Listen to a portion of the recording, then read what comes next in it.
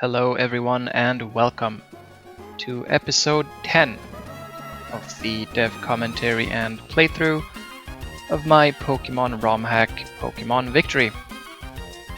My name is KFM and I'm the creator of this Romhack. So last time we explored the entirety of Route 7. We started in Verdanoak and went all the way south. And that was pretty much all we had time for last episode, as Route 7 was quite expansive. And now we have gotten to the next route, which is Route 8.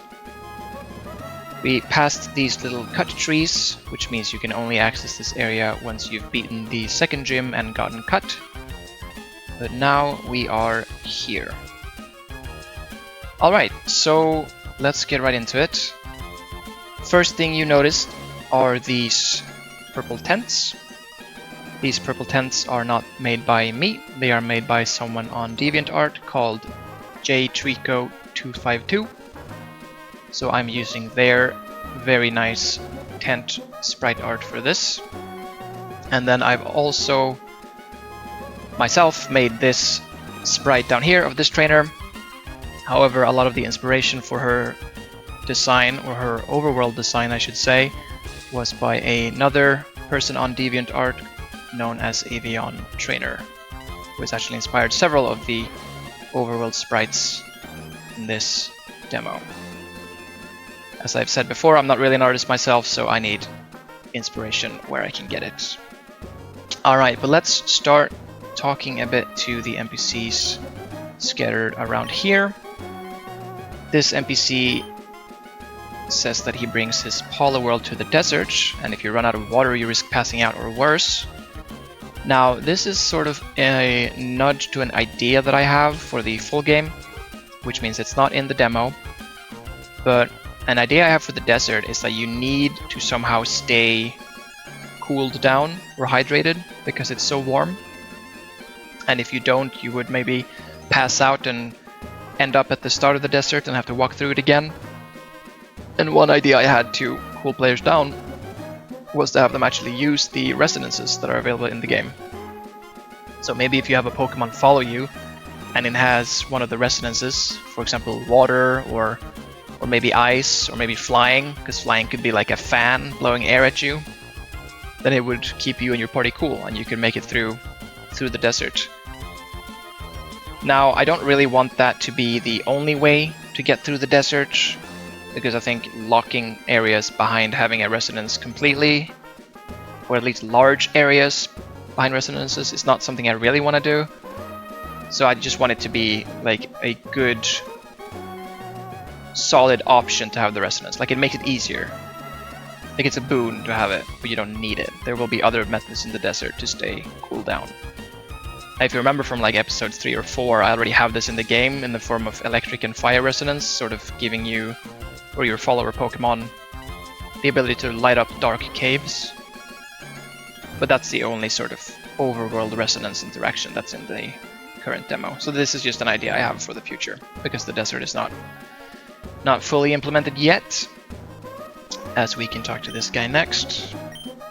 He says that the passage that leads into the desert is full of rocks that you'll need to both push and smash to get through. And as you will see later, that is very true. The only way to get into the desert, through the desert entrance, is with Rock Smash and Strength.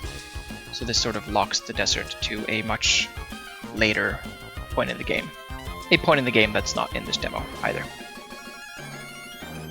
We'll talk to this man down here, who says he brought his portable computer with him. And if we go into the tent, we indeed see a computer. I'm not really sure it's very portable, but this is just a regular PC that you can use if you want to swap your Pokemon around. I put this here for a reason, and that reason being that I give, spoilers by the way, I give players the Dig HM here, and you need Dig in this area to progress. And if you don't have a Pokemon on you that knows Dig, I thought, well, it's nice to at least leave a PC lying about so you could quickly go and get one, so you can use Dig, because you are required to use Dig to make it out from here later. But let's talk to these two guys. This man says their dear expedition leader seems to have forgotten her digging tools. Again. And indeed, if we talk to this character, whose name is Tessa, she says that she's leading a groundbreaking expedition into the desert. And unfortunately, as we keep talking to them, she confirms that she has forgotten her digging tools. She says she's forgotten them in Rotesi Town, and this is my way as the creator to sort of gently nudge players in the right direction. I want you to go to Rotesi Town and find her tools. Now you can check the map, and we can see that Rotesi Town is to our west. So that's where we'll be heading shortly. But before we do that, we will obviously explore the surrounding area a little bit first. Now Tessa as a character, by the way, is based on my favorite character from Octopath Traveler, called Tressa. So same name but with an R squeezed in there. It is just a complete blatant ripoff of that character, or I intended for it to be. Definitely the name and sort of her inspiration for her design and her personality is also ripped off. But we'll see more of Tessa later, and I'll show you her actual battle sprite, because spoilers, we might end up battling her later. Now, I'm going to start our exploration by going south. Now down here in the forest there is a sort of little maze going on, and I just sort of added this because I wanted something down here that wasn't just grass, like nothing special.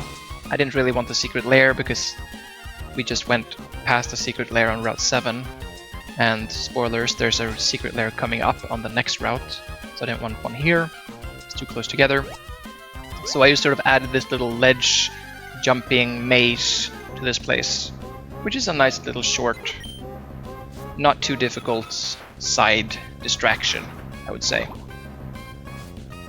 As we find a Pidgey in the grass. Now the Pokemon you can catch here are indeed Pidgey, Oddish, Machop I believe, and then both of the Nidorans, both male and female. And in this maze there are also two items that have to do with these Nidorans, as they are the evolution items for both of these Pokemon. Let's see if we can see one of them here. Yep, there's the female. Level 17, pretty good. I'll actually knock this out for some decent experience. This should be an easy one-shot. Yep. I mean, I could catch it. Yeah, sure, why not? I'm probably not going to end up using it, but we could catch it for fun. There's also a notorious bug in my game, in my demo, unfortunately, that only happens after you catch Pokemon.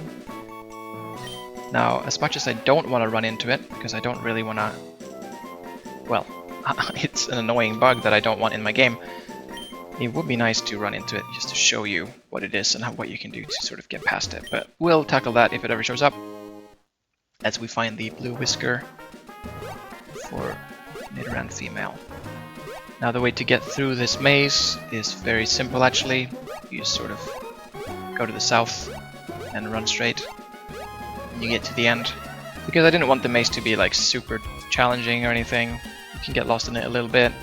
You have to jump around a bit to find those items, but if you just want to get through it, you can just run straight.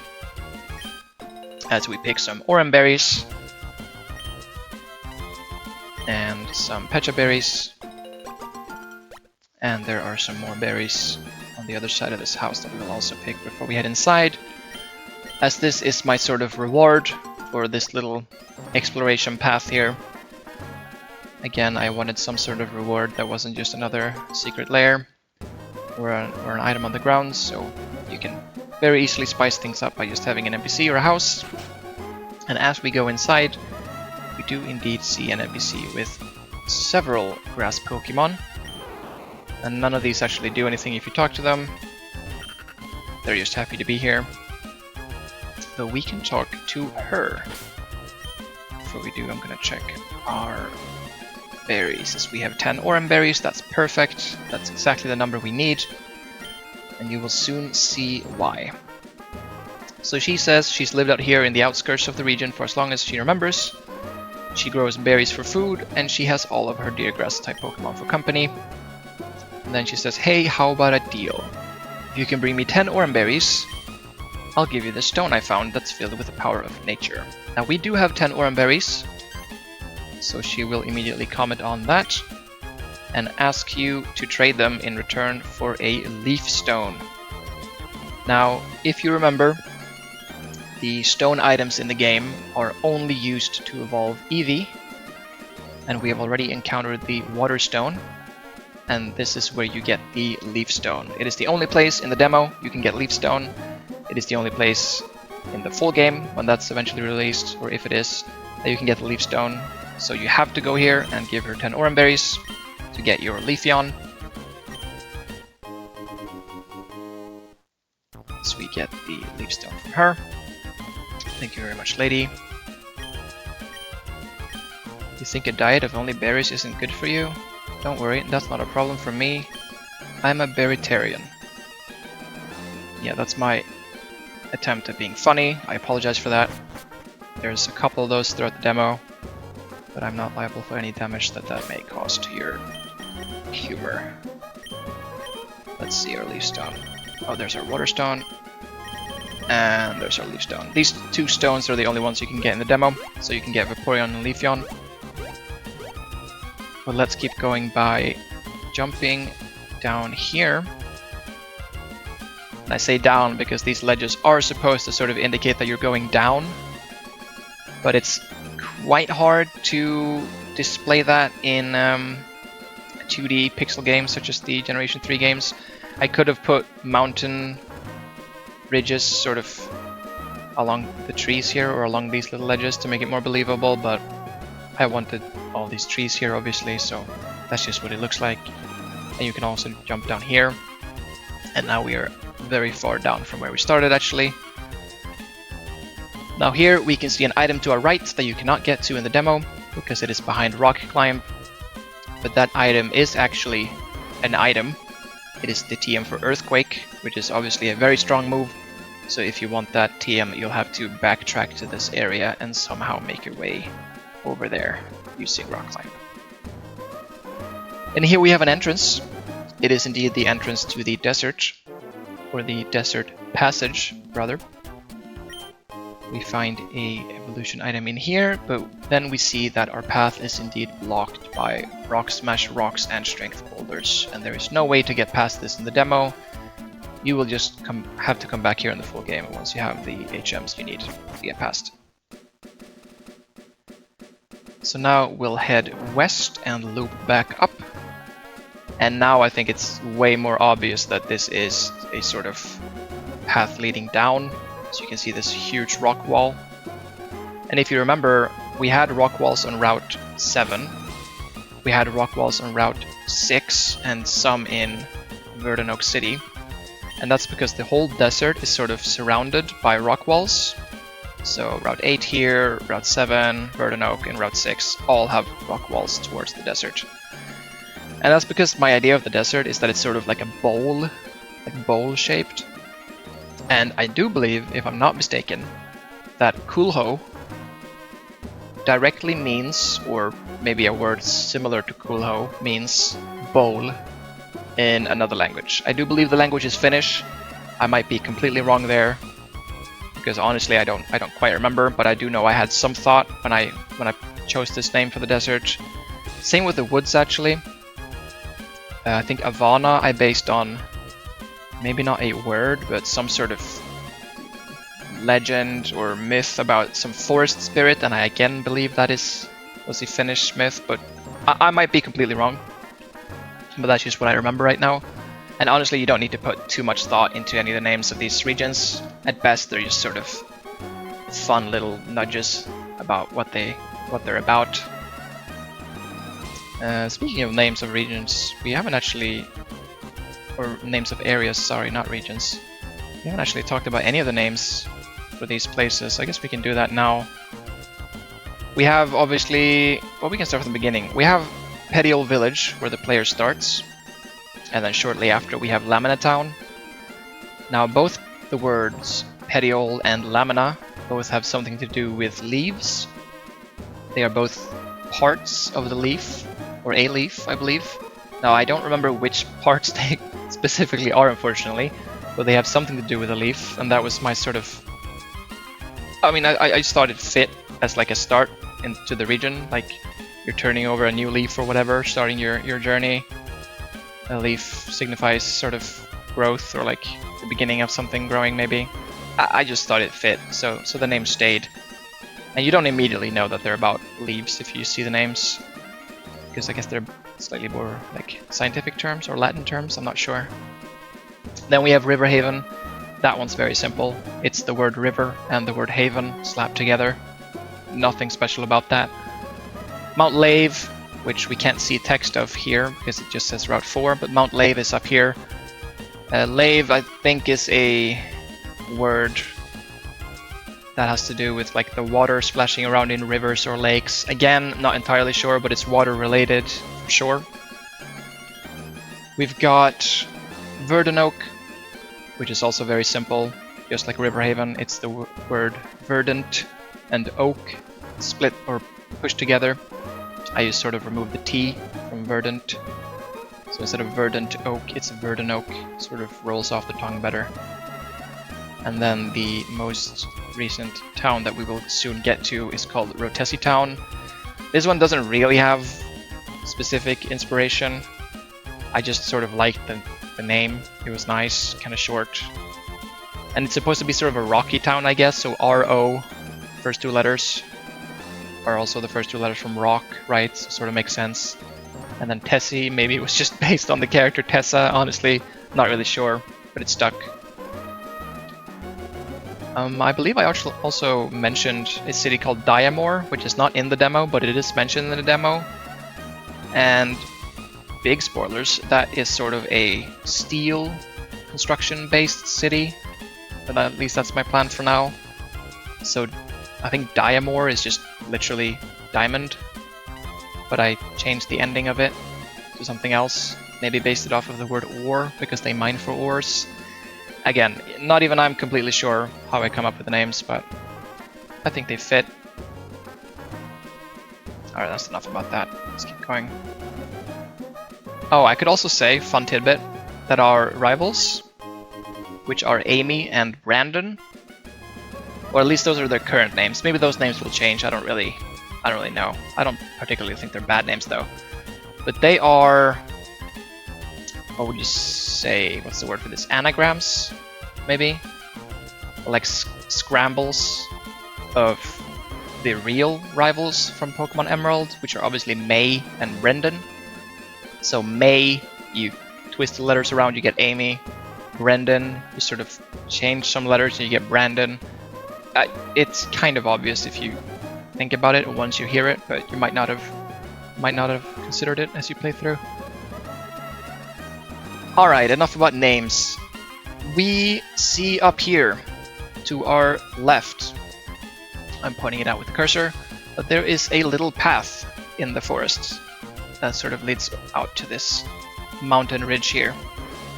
Now that may become very relevant later, because if we go... Pokemon encounter first.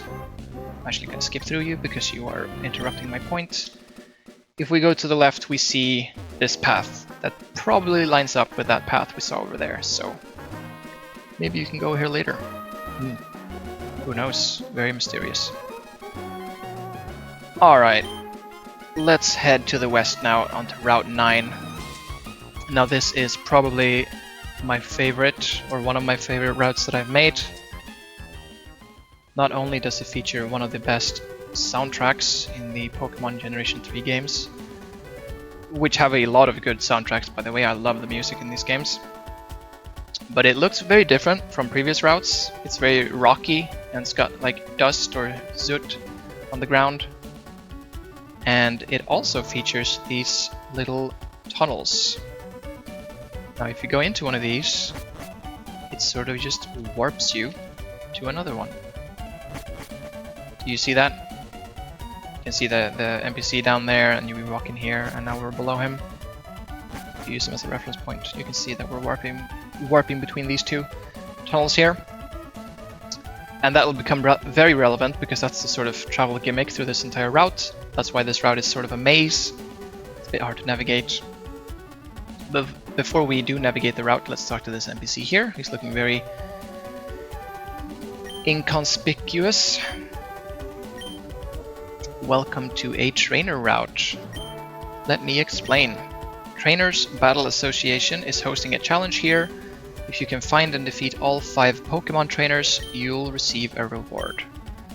So this was my sort of way of making the route, again, a little bit more interesting. You have to find all the trainers on the route, defeat all of them, and then talk to that NPC again, and he'll give you an item reward, which is pretty decent.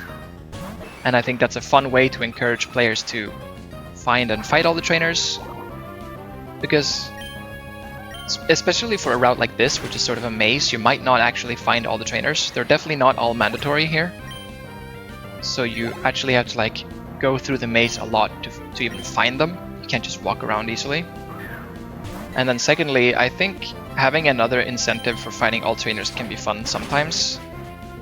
Because you have an incentive already to fight trainers. You want experience, and trainers give you the best experience in the game. But sometimes it can be fun for a sort of separate challenge. So I added this. I thought it was a good idea. This is the only sort of trainers challenge in the game right now, but hopefully for the full game there will be way more. Let's just run away from the Sandshrew. Oh, speaking of Sandshrew, the wild Pokemon in this route are Sandshrew, Geodude, Makuhita, and then also Tangela, which we saw once before, or we didn't see it, but I spoke about it in the deeper parts of Ivana Woods. And then we also have Rookidee. This is the first place you can catch Rookidee. First and only place right now, actually. Let's talk to this trainer over here. This is trainer number 2. He uses bug types. Once again, I feel like our Dodrio's typing is just so good for general usage. You defeat all the bug types, all the grass types, all the rock types, all the fire types. Very, very nice coverage. Steel types too, if we ever run into them, which, spoilers, we might in a future episode. Work Up. Work Up is actually very good. But I also like our moveset. I don't really want to remove agility because we used the shard tutor to learn that. Even though agility is probably nothing I'll ever use because we're so fast. You know what? I will remove agility. Yeah, I will. We've already evolved. We don't need it anymore. Alright, Venonat. That should not be a problem. This is a great example of a trainer, by the way, that has 3 Pokemon, but I can't make him have 3 bug Pokemon because then he would have resonance. So he's got 2 bug Pokemon and then a Pokemon that's close to bug. I mean a grass type. It's obviously not a bug type, but it's close-ish. So it's not too far-fetched that he has one. Right, and we're actually level capped now in Dodrio.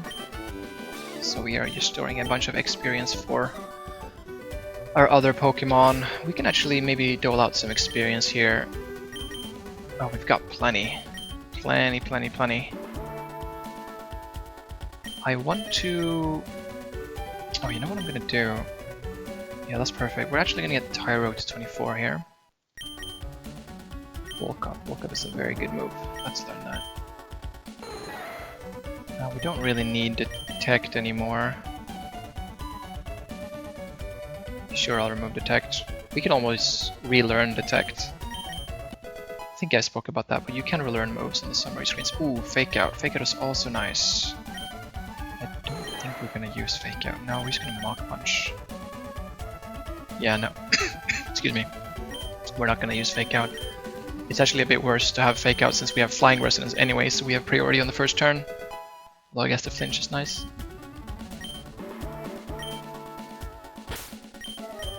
Now if we look at Tyrogue, I think we're actually...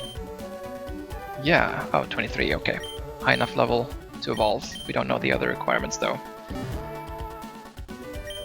Well, I know the requirements, because I remember them. So we're actually gonna have Tyrogue first in the party now. Because we want to work towards meeting those requirements, because I really want to show you one of Tyrogue's evolutions. But let's keep going on the routes. I'm not gonna repel, because some wild Pokemon would be nice for our Tyrogue. As we run into a hiker, trainer number 3, who presumably has a rock type. Yes, he does. So this should be nice for us.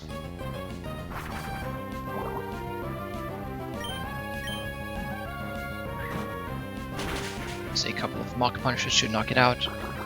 A reminder that every single Geodude in this demo has Sturdy. They do eventually learn a new ability, but I don't remember what level really. So you have to hit them twice to knock them out, unless you're using something like Bullet Seed. Or Fire Resonance actually, because Fire Resonance gives your team the Mold Breaker ability. And Mold Breaker goes through abilities like Sturdy, obviously. That's all Fire Resonance does, but it's situationally very, very strong. And other times, not very useful at all. Alright, good experience there. Oh, by the way, we just hit a Growlithe for super effective damage. That's because I made Growlithe Fire normal type in my game. Thought it was cool. Alright, let's keep going. Now, let's see if I remember my own maze. I think we kind of want to start with this cave up here. Because this should bring us, yeah, to this trainer. Perfect. Hello. Trainer number 4. Space is obviously way easier to go through if you've done it before. And I have gone through several times. As you do when you make a game and you test it a bunch. Mach Punch, a reflection of ourselves. Double Team. Wow, you really had to use Double Team, didn't you? Lovely. How much are they gonna be cheap and safe state until we hit here? Wow. The developer cheating in their own game? No, that's impossible. Just pretend that you didn't see me cheat there. Ponyta. I wonder if we two-shot Ponyta with a Mach Punch. I'm unsure. Flame Charge, how much does that do? Don't really want to faint. Did 16. Okay, we could knock it out with a Karate Chop. It'll hit us first because it's faster. But I'm actually just gonna Mach Punch because we want to do as many Mach Punches as we can, because we need to have used Mach Punch 20 times, I believe. Ooh, okay, we're fine. 20 times to evolve. And we have not used it 20 times yet, I believe, so we'll keep going. As we do hit the level cap, that's nice. Oh, her name, by the way, Battle Girl Alita. Pretty sure that's a movie reference. I think the movie's called Battle Angel Alita, right? That's just a fun name. I saw that the trainer class was called Battle Girl, and I was like, hey, Battle Angel, Battle Girl, similar. Alright, let's heal up before we keep going, actually. Do we have any potions left? Yes, we do. 2 potions. We really should shift over to super potions eventually. Do we have any, do we? No. Okay. Let's go in here, and then let's run over here. This brings us up to this little part, which I believe if you just go right, left, right, left, right, left, you eventually end up at the top here. For the 5th and final trainer, also get an evolution item. Hello, sir. Tell me, child, where are we? That's a very good question. At the top of some mountain. Now this trainer class, known as the Expert, is actually not too common in the base games, I believe. They only show up later. But I think he fit here, as we are not gonna Mach Punch a flying type because we will just die horribly. luck. That should do a good amount to us, but we do resist it. Thundershock should do a good amount back. Maybe half? No. Well, doesn't look like half to me. Almost half. Luck again. We shouldn't be slower now. Oh, no, we're still faster. Wow. That's really interesting, actually. I kind of want to compare our speeds now. Oh, right, I remember. I think Rookie D, since it evolves into Corviknight, yeah, it's a bit more slower and a tankier bird, which is very different from the birds that you usually see. They're mostly fast and frail. This one's a bit different, which is nice.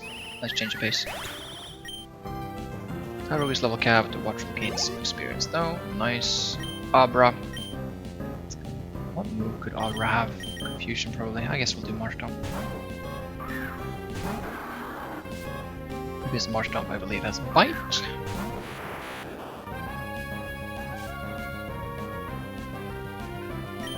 Yes we do. Very good. That crit probably mattered honestly. Well maybe not. Abra is very, very frail. Experience, Meditites. Want to do against Meditites. Dodrio? Yeah, sure. Knock it out in one sweep with Aerial Ace, I believe.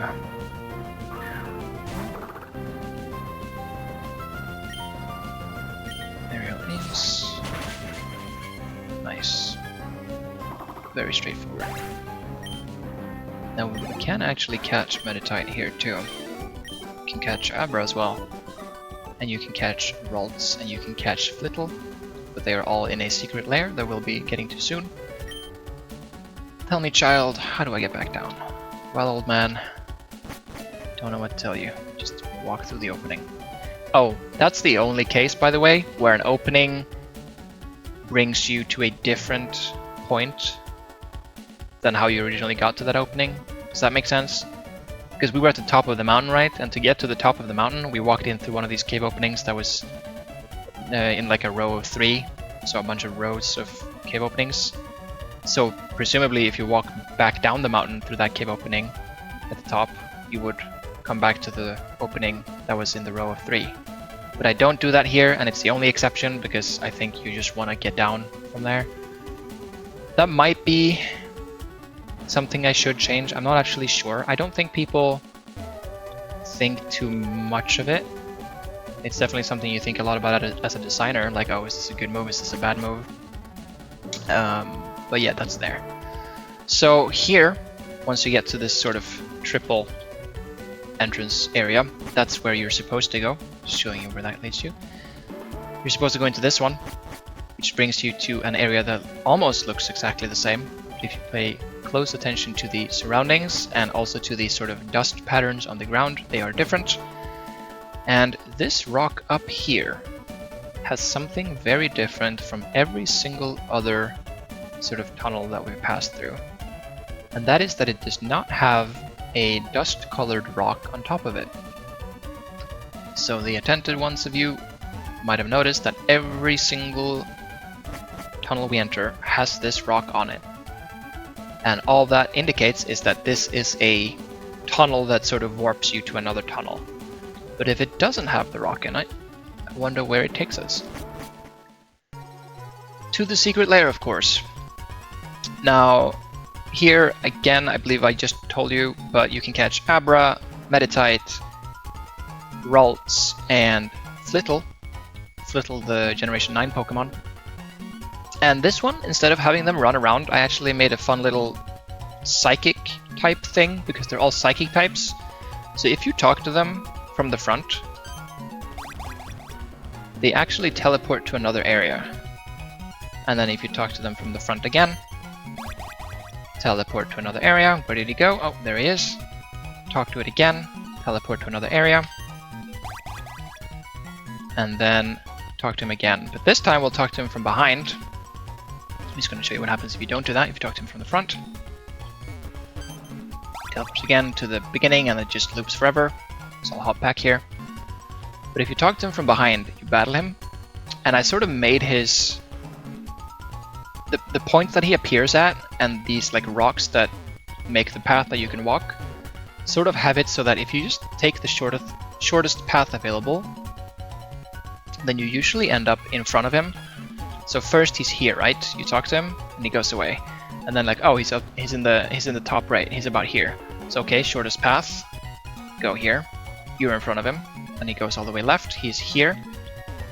Almost shortest path. You can go up and talk to him like this, but if you go down, talk to him like this, boom, he goes here. But here, the shortest path very clearly makes you talk to him from behind. So even if you don't know what's going on and don't understand that you have to talk to him from behind, because that's not very obvious, then you will probably do it here, and he will fight you. But you can just talk to him from behind the first time you talk to him, and you'll get into a battle immediately. Alright. Now I removed Abra's teleport, I believe, because Abras in the real game all have teleport. Actually, watch me be wrong here. But they all have teleport and they always teleport away, and that would suck if you find this one and it just teleports you away and you don't catch it and you lost your secret lair Pokemon. That would really suck. Ouch. I'm actually gonna bank on him not randomly selecting Psybeam again. And he didn't. And we knock it out. Very good. As we get our Abra. If I have Pokeballs left. Yes, I do. Let's see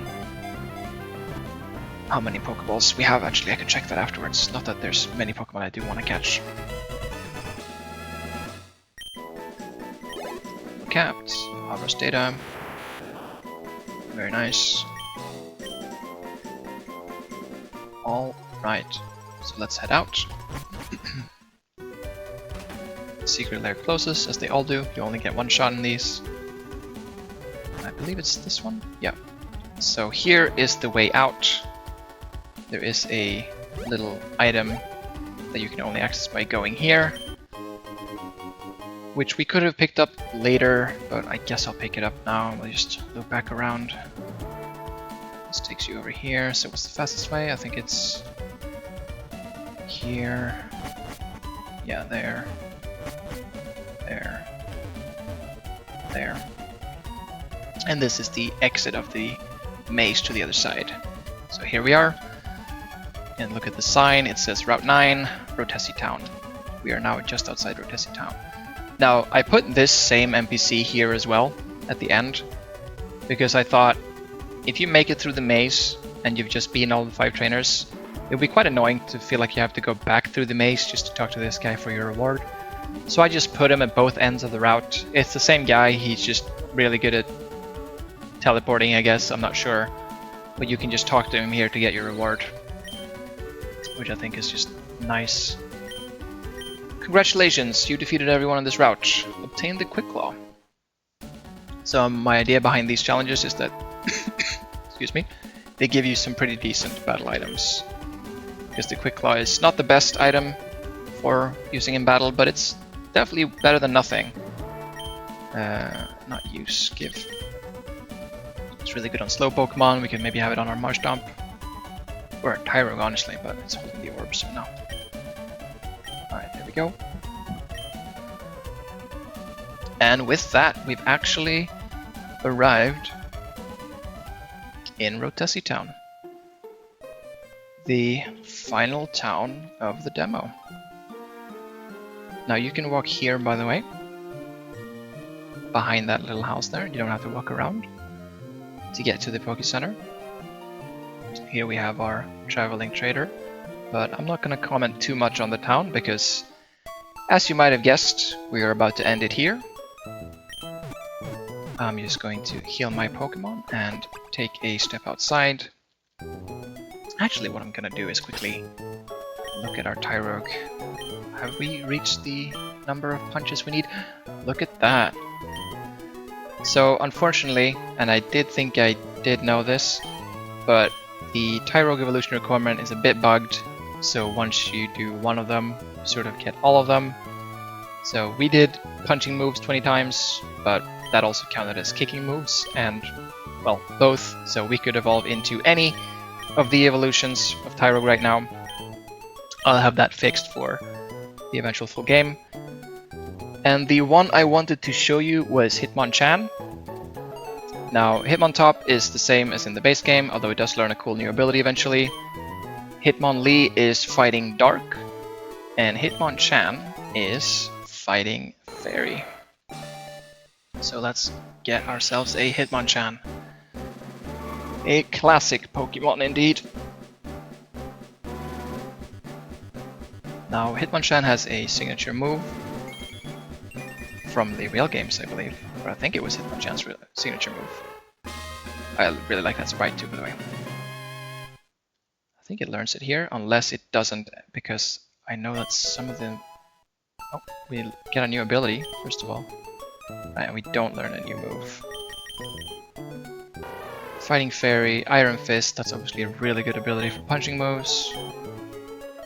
If we press start to try to relearn moves here... Ah, here it is. So Comet Punch is here. You're supposed to learn Comet Punch when you evolve. Unfortunately, there's just a bug in my game that most evolution moves don't happen. But you can always, or in some cases at least, you can go back to this menu and relearn the moves. So let's learn Comet Punch. As Comet Punch is a move from the real games, but in those games it is a normal type move. I just made it a Fairy type move, and it is now incredibly strong on Hitmonchan. It's Fairy type stab with Iron Fist that obviously works on Comet Punch to boost its power. So we just got ourselves an absolute machine of a Pokemon. Move some stuff around here. Yeah, like that. Great. Let's see if we can see its sprite here as well. Lovely. Heck yeah. Cheeks are becoming rosy. Well, I don't know why they're becoming rosy, but... Alright, that's my cue to end the episode here. As I'll save the game here. I think did I save before? No, I just healed before. But for next time, we'll be exploring the entirety of Rutesi Town, going through the 3rd gym, and seeing what's going on there, as there's definitely something unusual happening in that gym. Hopefully recovering Tessa's digging tools, and I think we'll probably make our way back to Tessa on Route 8 as well in the next episode, but we'll see how much we have time for. But that's everything for this episode, so thank you very much for watching, and I'll see you in the next one. Bye!